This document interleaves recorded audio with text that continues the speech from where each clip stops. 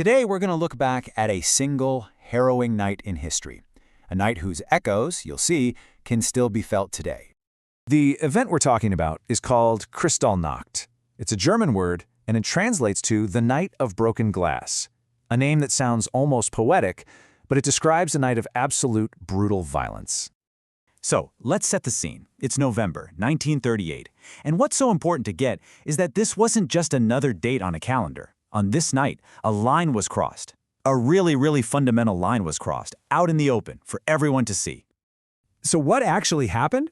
Well, to really get a sense of it, let's first just look at the sheer physical destruction that swept across Germany and Austria. The violence started at the most personal level you can imagine.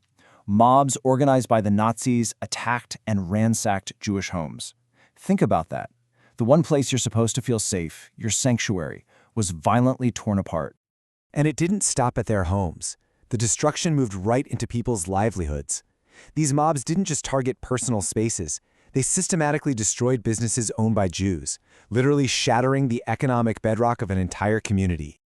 And then the rampage struck right at the very heart of Jewish cultural and religious life. We're talking about hundreds of synagogues, places of community, of faith, of learning, being desecrated, torched, and burned to the ground. This was an assault on identity itself. But, the horror of that night wasn't just about breaking things, about destroying property. No, it was a direct attack on people. On top of all the shattered glass and burning buildings, the human cost was immediate and just immense. Thousands upon thousands of Jewish men were arrested, rounded up, and deported to concentration camps.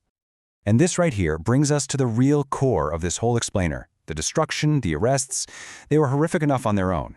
But to really understand why this night matters so much in history, we have to see it as a critical, undeniable turning point.